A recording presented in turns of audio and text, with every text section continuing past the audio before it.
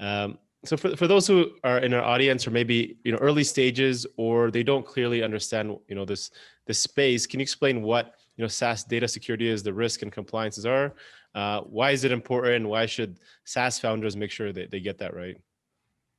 Yeah. So to define what, whether you call it data security or cybersecurity or information security, these are all terms that are thrown around.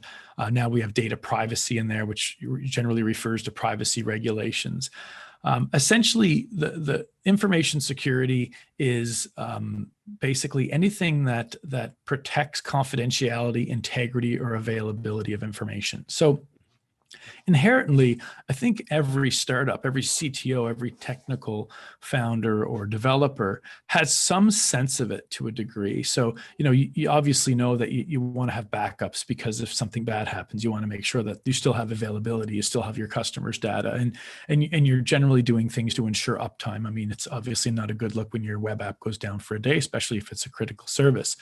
Right. But really, unfortunately, a lot of startups, you're generally thinking about figuring out what are you building, trying to build it quick. It's never quick enough. Everything takes like way more time and money. Every time, I've never seen people say, hey, we're going to build this thing in 2 weeks, or we're going to build this feature in a month and do it. It's very rare that it happens on time. So you run into snags, you got a lot of pressure. Obviously as a startup, you're always working against the clock. So you're spending money trying to get your product to a point where you can validate it and have customers pay for it, either to generate money so you can pay your bills and your wages, or to raise that next round of capital. So unfortunately, because of that pressure and all those other, big projects that are looming on sort of your business succeeding or not, cybersecurity or data security generally doesn't have any formal sort of articulation.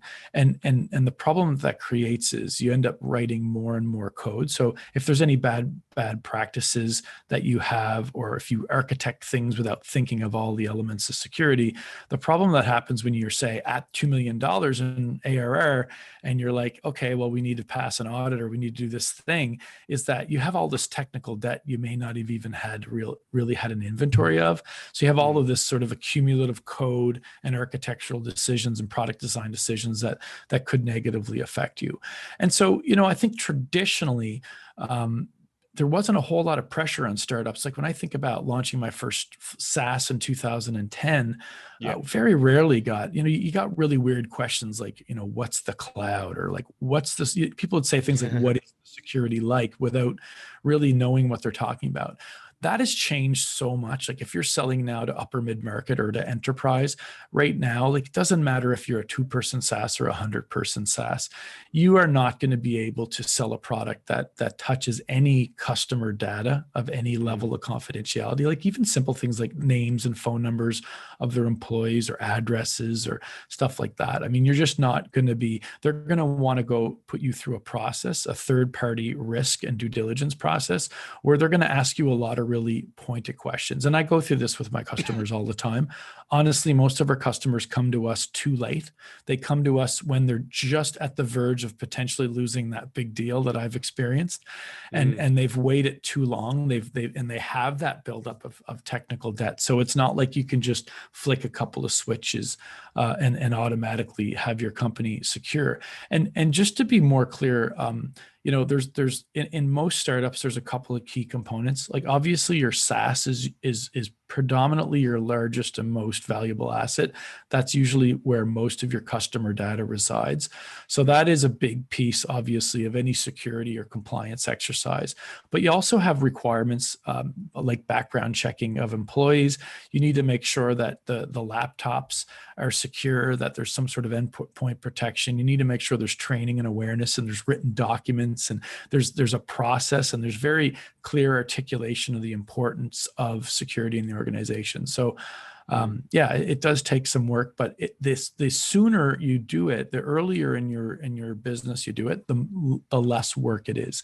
If it's something that's thought of from day one and is just incorporated, even not as a predominant thing, but just as a thing. So you have you have a couple of lunch and learns, you focus on secure development practices, and you're thinking about security by design in your application.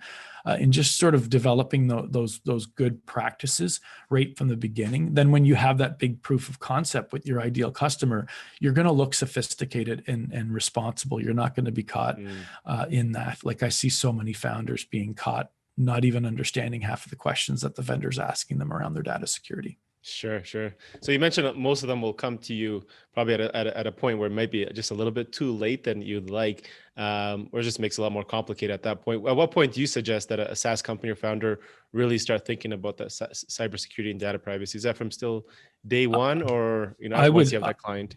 Absolutely. I think it makes sense to do it at day one. If you are doing it because when the customer's on the door, you're in a bad spot. And I think about it, like you've got this communication going on where you're back and forth, your sales team, everything's quick, you're being responsive, you're doing all the best stuff. Then they send you a security questionnaire, and now it takes you 2 weeks to respond. Like it's very clear to that auditor that your delay in responding is an indication of the fact that you're looking at this going, oh. Yeah, I didn't think about that. So you don't want to wait until you have to do it. Believe me that you will have to do it. And I think when we started working in the cyberspace or looking at it, it was mostly like health tech, fintech areas where there's a higher degree of critical or very protected information, confidential information. Now it's really anything, and all these privacy laws like GDPR, the General Data Protection Regulation in Europe, CCPA in California, PIPEDA in Canada, and there's others coming down the pipeline as well. They're all influencing that as well.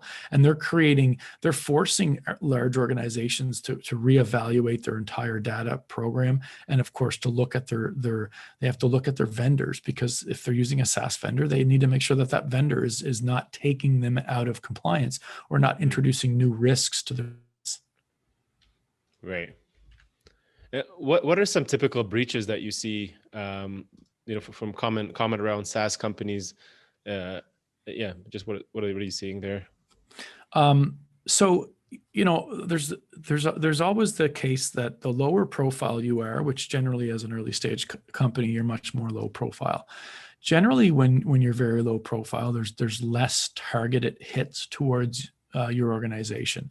As you start increasing your profile, as you market yourself and your brand, while you're marketing that to your customers, you're also marketing that to hackers. So as you start being noisier, there's more likelihood that you're going to have more sophisticated or more targeted attacks. Or if you start selling or landing deals with very reputable and noisy customers. So in our case at Marcato, I mean, we had Coachella logos and Burning Man logos on our website. So, if you were really trying to take down Coachella, you would look at who are their vendors, right? So that really, points to your company in that regard. But the most common things that we see in early stage companies, basically generic attacks where people are just circling around looking for vulnerabilities in websites using a bot of some sort. They find that your website or your server is using an old version of TLS or something like that, that that there's an attack vector they can take advantage of to gain access, or they do input validation testing and your tool fails or your web app fails, that they go and they do some sort of hack where maybe they get the whole database. And a lot of times, most of the time, startups don't know when this happens, because what will happen is it gets released in the dark web down the road, and it's usually in a combination of multiple hacks. So they may hack like 1,000 companies or 100 companies, and then pull that together as a big data set, and then sell that data set in the dark web. So it's not like you're going to find it because somebody's like, "Hey, Securicy's data is for sale in the dark web." It'll be some random name by some random hacker that's available, and if you don't have the monitoring tools, you're not doing any sort of threat monitoring or dark web monitoring, you may never find out that you've been hacked. So I would, take a guess that there's a lot of companies out there that have been hacked that don't know it. And then, the other ones, the ones that we see people feel the most as early stage, denial of service. So dedicated denial of service, DDoS attacks happen often enough. There are tools out there that you can put in place that reduce the likelihood of that. But to be totally honest, the thing I see the most often is internal error is the largest compromise and largest known compromise that I see in SaaS companies. So that is lack of proper code testing or quality of service before code is shipped to master.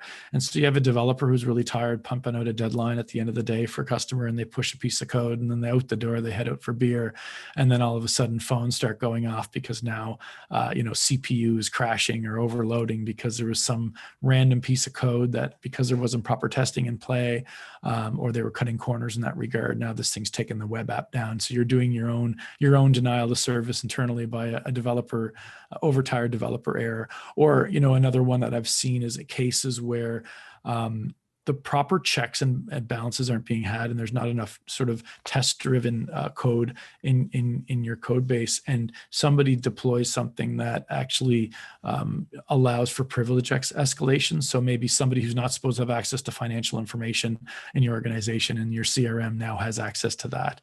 Right. Or a customer is able to see something they're not supposed to see. So we see a lot of that, and that can be very embarrassing and problematic, and even cause legal outcomes. But we end up investigating a lot of scenarios with SaaS companies, especially young SaaS companies that don't have those practices in place.